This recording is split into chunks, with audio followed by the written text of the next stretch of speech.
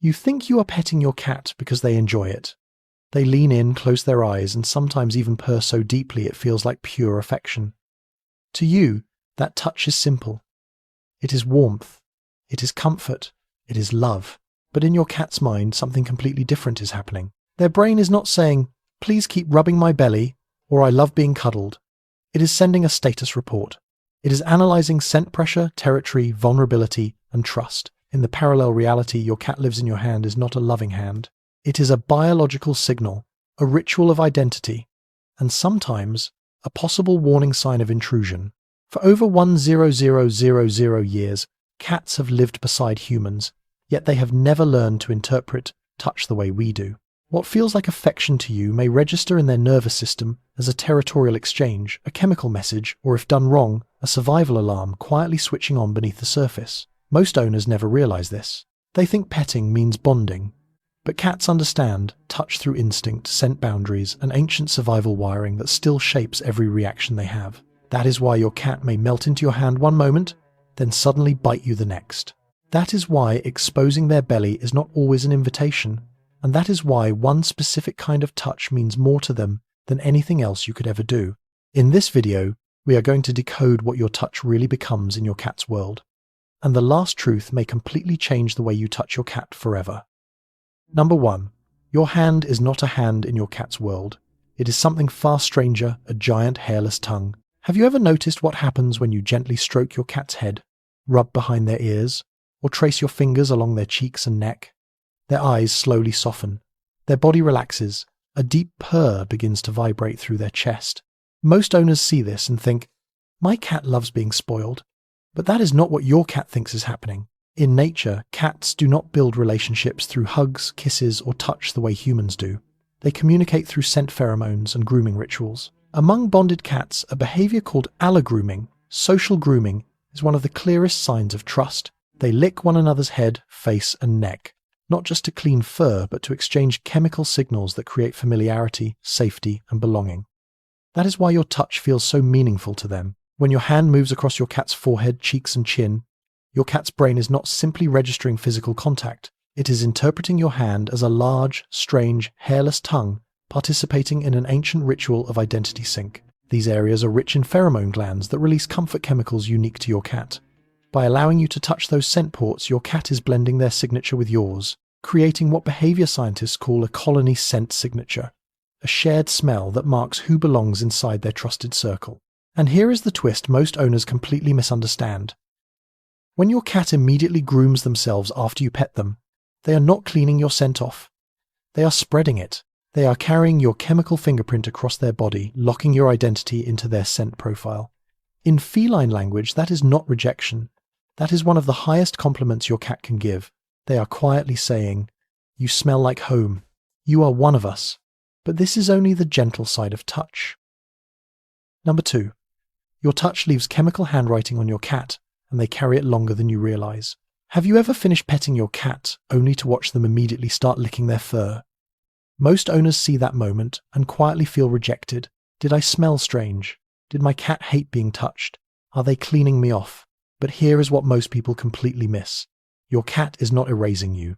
They are spreading you. Cats live in a world ruled by scent. Long before body language or vocal sounds come into play, their nose is already reading invisible messages in the air: who is safe, who belongs, what changed, and whether their territory still feels secure. This is called olfactory communication, and to a cat, it is one of the most important survival systems they have. So when your hands move through their fur, you leave behind what is essentially chemical handwriting, tiny traces of your scent mixed into their coat. When your cat begins grooming afterward, they are not wiping that scent away. They are carefully redistributing it across their body, blending your smell with their own pheromones, to stabilize what scientists call the group scent signature. And that shared scent does something powerful inside their nervous system. It lowers uncertainty. It reduces stress hormones. It reinforces the feeling that their environment is familiar, predictable, and safe. In other words, your scent becomes part of their comfort system. Your cat is not removing you from their body. They are choosing to wear you. They are carrying your invisible signature on their fur, like a quiet reminder of safety everywhere they go.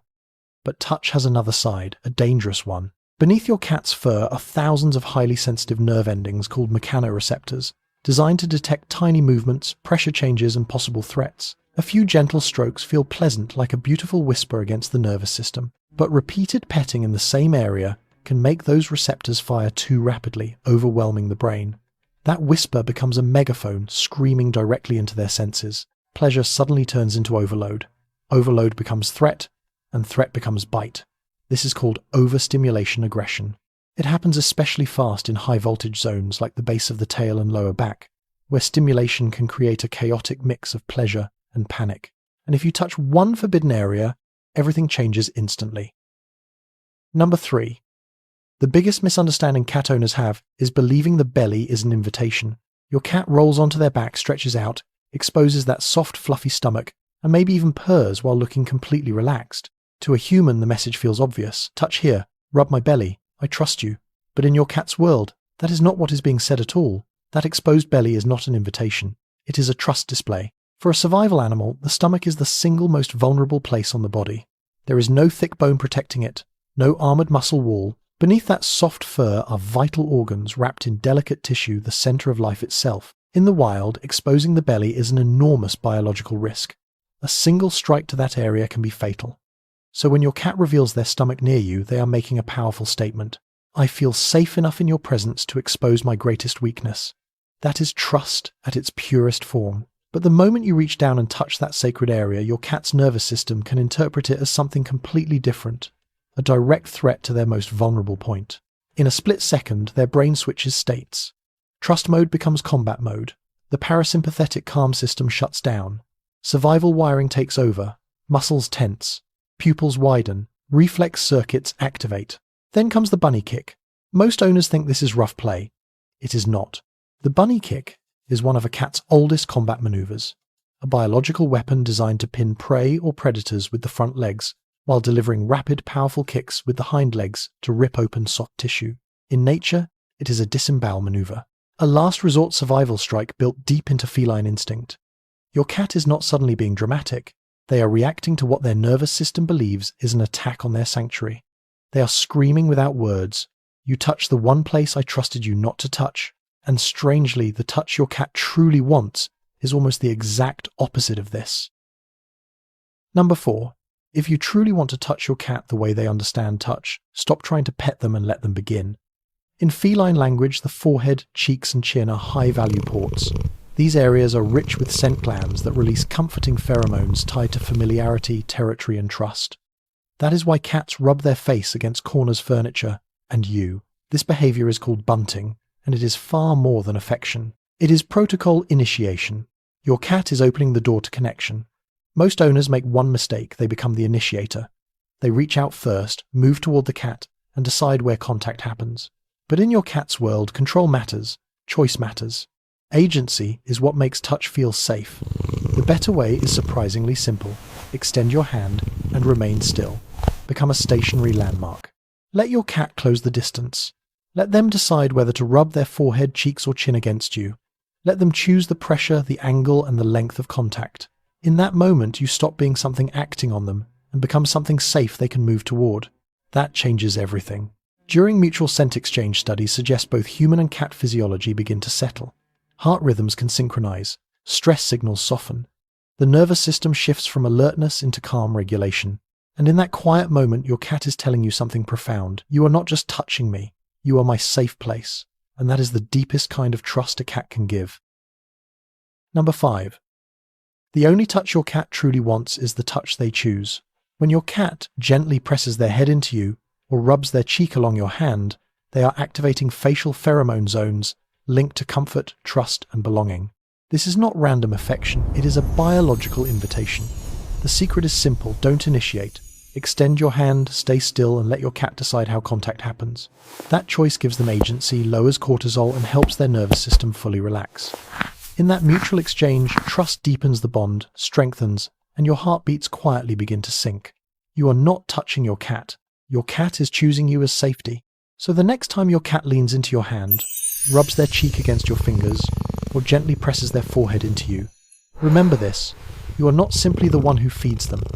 You are the scent that feels safe. You are the rhythm that makes their world feel familiar. You are the quiet territory where their nervous system can finally rest. In your cat's invisible world of scent, instinct, and trust, Your presence means far more than you realize. To your cat, home is not a place. Home is what they feel when they touch you. Tell me in the comments, where does your cat always rub against you? First head, cheek or chin?